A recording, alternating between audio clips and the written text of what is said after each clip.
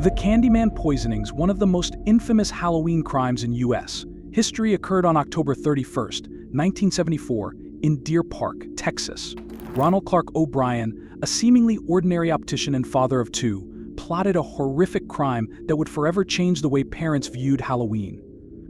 Driven by financial desperation and debt, O'Bryan laced Pixy Stix candy with cyanide, intending to murder his 8-year-old son, Timothy, for the life insurance money he had recently taken out on him and his daughter. He handed the tainted candy not only to his children but to several others, attempting to stage the crime as the work of a deranged stranger, thus creating a chilling cover-up for his greed-driven plot. On that tragic Halloween night, O'Bryan and his family, along with a neighbor and their children, went trick-or-treating. Later, O'Bryan encouraged his son to eat the poisoned candy, telling Timothy he could have one last treat before bed. Shortly after consuming the Pixy Stix, Timothy fell gravely ill, convulsing and vomiting. Despite efforts to save him, Timothy died en route to the hospital. The presence of cyanide was confirmed in the boy's system, and O'Bryan's attempts to implicate an anonymous candy-giving neighbor quickly fell apart as investigators uncovered his financial motives, leading to his arrest on November 5, 1974. The trial garnered national attention, with O'Bryan becoming known as the Candyman and the man who killed Halloween. His crime fueled decades of fear among parents about the dangers of tainted Halloween candy, though no other confirmed cases of such malicious acts have occurred. O'Bryan was convicted of murder in 1975 and executed by lethal injection in 1984. The legacy of his heinous crime continues to haunt Halloween, embedding fear into what was once a harmless tradition for children across America. On Halloween night, October 31st, 1974, Ronald Clark O'Bryan appeared to be just another father participating in a beloved tradition. Although he had shown little interest in Halloween before, this year he was notably enthusiastic about taking his children, Timothy and Elizabeth, trick-or-treating. A family friend, Jim Bates, and his 2 children joined the O'Bryans for the outing. The evening started like any other, with children running from door to door, collecting candy. However, as the night progressed, a sinister plot began to unfold. At one of the houses where no one answered the door initially, O'Bryan lagged behind the group. Moments later, he caught up, holding 5 large Pixy Stix tubes, claiming that a neighbor had given them out. These seemingly harmless tubes of powdered candy would soon become lethal. As the children enjoyed their Halloween treats later that evening, O'Bryan allowed Timothy to choose one last piece before bed, suggesting the Pixy Stix. Timothy, unaware of the poison hidden inside, consumed the candy. Within minutes, the boy complained that it tasted bitter. His father gave him Kool-Aid to wash it down, but soon after, Timothy began convulsing and screaming in pain. Timothy's sudden and violent illness unfolded rapidly. Less than an hour after consuming the cyanide-laced candy, Timothy O'Bryan died en route to the hospital. The autopsy revealed an unmistakable scent of almonds, a telltale sign of cyanide poisoning, and enough cyanide in his system to kill multiple adults. While Timothy's death was tragic enough, the full horror of the event was yet to emerge. O'Bryan had distributed 4 other Pixy Stix to his daughter and 3 other children in the neighborhood. Fortunately, none of the other children consumed the poisoned candy. In one chilling instance, a boy who had received a Pixy Stix was found asleep, clutching the tube in his hand, but unable to open it because O'Bryan had resealed the candy with staples.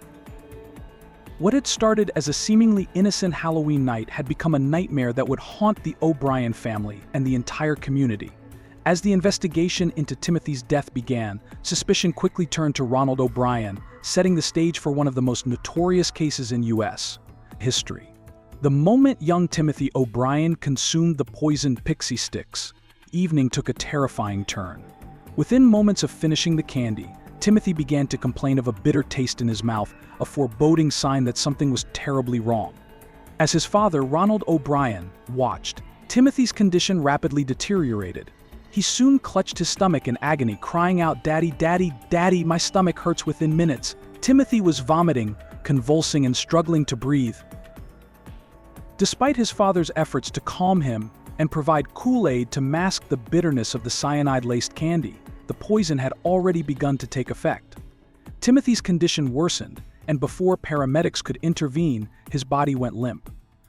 The young boy died on the way to the hospital, less than an hour after he had innocently consumed the candy that would end his life. An autopsy later confirmed what investigators feared: Timothy had ingested enough potassium cyanide to kill several adults, not just a child. The medical examiner detected the distinct odor of almonds on Timothy's breath, a classic symptom of cyanide poisoning. This discovery left the community in shock and horror, as rumors of poisoned Halloween candy spread through Deer Park, Texas. As news of the tragedy circulated, panic grew. Many parents across the nation began to question whether their children's Halloween candy could be trusted. What initially seemed like a random act of Halloween horror would soon be revealed as something much darker. As the investigation deepened, police recovered the other Pixy Stix O'Bryan had distributed, all of which had been tampered with and sealed with staples. Remarkably, none of the other children who received the cyanide-laced candy consumed it, sparing their lives by sheer luck and quick police action. In one case, a young boy was found in bed, clutching the Pixy Stix, unable to open it due to the tight staples used to reseal the candy.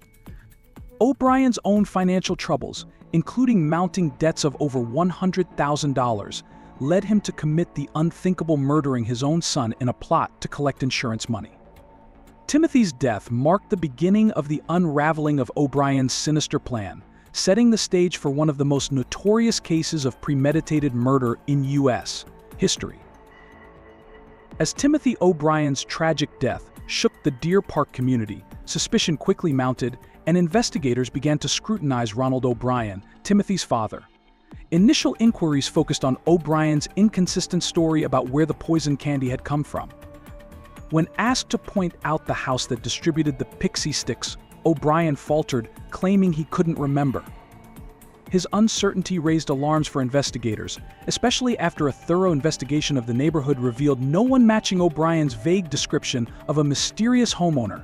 Investigators were soon alerted to a disturbing pattern. O'Bryan's financial situation was dire. He was over $100,000 in debt and had taken out substantial life insurance policies on both Timothy and his daughter, Elizabeth, just months before Halloween. In the days following Timothy's death, O'Bryan had already contacted the insurance company to inquire about the payout, raising even more red flags. The police delved deeper into O'Bryan's background and discovered a chilling series of actions that pointed to premeditation. Several witnesses came forward, recalling how O'Bryan had shown an unusual interest in cyanide in the months leading up to Halloween. A local chemical supply store employee testified that O'Bryan had attempted to purchase cyanide just before the holiday, though he had left empty-handed after learning the minimum purchase quantity was 5 pounds. O'Bryan had also reportedly asked colleagues and professors about lethal poisons during casual conversations, further fueling the case against him. As the evidence mounted, investigators searched O'Bryan's home, finding incriminating items that tied him to the crime, including a pocket knife with candy residue on it, suggesting it was used to open and reseal the Pixy Stix after lacing them with cyanide. O'Bryan's cold and calculating nature became even more evident when it was revealed that, after poisoning his own child, he had distributed the other deadly Pixy Stix to additional children, presumably to create a facade of randomness and divert suspicion away from himself. By November 5, 1974, just days after Timothy's funeral, Ronald Clark O'Bryan was arrested and charged with the capital murder of his son, as well as 4 counts of attempted murder for the other children who had narrowly avoided consuming the poisoned candy. His cold demeanor and lack of remorse throughout the investigation only deepened the horror of the crime. O'Bryan's methodical approach to covering up his crime, combined with his callous exploitation of Halloween's urban legends about poisoned candy, marked him as one of the most sinister figures in American criminal history. The unraveling of Ronald O'Bryan's plot exposed the depth of his deceit, transforming a tragic death into a national nightmare and fueling widespread fear that forever altered the way Halloween was celebrated across the country. The trial of Ronald Clark O'Bryan, which began in May 1975, quickly became a national sensation, drawing widespread media attention as the shocking details of the case unfolded. O'Bryan's decision to murder his own son for life insurance money appalled the public and left the court stunned. Prosecutors argued that O'Bryan meticulously planned the murder, exploiting Halloween myths about poisoned candy to divert suspicion away from himself. The prosecution presented damning evidence, including testimonies from co-workers and acquaintances who revealed O'Bryan's disturbing obsession with cyanide in the months leading up to Halloween. Witnesses recalled that O'Bryan had asked specific questions about lethal dosages of poison and had attempted to purchase cyanide from local chemical suppliers. The investigation also revealed that O'Bryan had taken out large life insurance policies on both his children just months before Timothy's death, and had inquired about the payout the morning after the murder. This evidence painted a clear picture of premeditated murder. Throughout the trial, O'Bryan maintained his innocence, offering a defense that tried to blame an unknown boogeyman who supposedly handed out the poisoned candy. His defense team leaned into urban legends about malevolent strangers tampering with Halloween treats, hoping to instill doubt in the jury. However, the overwhelming evidence of O'Bryan's financial motives, combined with testimony from witnesses about his suspicious behavior, made it impossible for the defense to successfully shift the blame. The jury took only 46 minutes to convict O'Bryan of capital murder and 4 counts of attempted murder. Just over an hour later, O'Bryan was sentenced to death by electrocution. His crime had left an indelible mark on the community, forever changing the way parents approached Halloween and transforming him into a symbol of Halloween's darkest fears. O'Bryan's conviction and execution in 1984 solidified his nickname as the man who killed Halloween. His case sparked nationwide fear, and parents across the country became hyper-vigilant about their children's Halloween candy. Although urban legends about poisoned candy had existed for years, O'Bryan's crime brought them terrifyingly close to reality, further embedding these myths in the collective consciousness. Ronald Clark O'Bryan's trial and subsequent execution not only provided justice for Timothy, but also left a haunting legacy that forever changed Halloween traditions. The fear of contaminated Halloween treats became a perennial concern, and many parents imposed stricter safety measures on the beloved holiday. The story of Ronald Clark O'Bryan and the Candyman poisonings left a chilling mark not only on his family but also on society's perception of Halloween. The crime shattered the innocence of a beloved holiday, turning what had once been a joyful tradition into a night filled with paranoia and fear. O'Bryan's cold, calculated murder of his son Timothy in a plot to collect life insurance money has become synonymous with Halloween horror, forever altering how the holiday is celebrated across America. After O'Bryan's execution in 1984, his legacy persisted, not as a tragic father, but as the embodiment of parental nightmares. His actions fueled widespread fear, prompting parents to become hyper-vigilant about the treats their children collected on Halloween. Even though no other cases of Halloween candy tampering with the intent to kill have been confirmed, the terror sparked by O'Bryan's crime led to the spread of urban legends and myths about poisoned candy, razor blades in apples, and other malicious tampering. O'Bryan's crime also had broader societal implications. The media's coverage of the case and subsequent public fear led to an increase in awareness around child safety, particularly during community events like Halloween. Many parents started checking their children's candy more carefully, and in some areas hospitals offered free X-ray services to scan Halloween treats for potential tampering. The Candyman poisonings forever linked Halloween to the fear of hidden danger, despite the overwhelming rarity of such occurrences.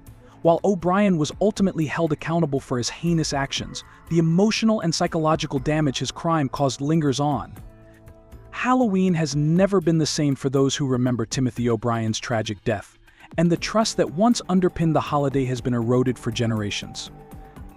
O'Bryan's story serves as a grim reminder that evil can exist in the most unexpected places and that even a night meant for fun and joy can turn into a real-life nightmare.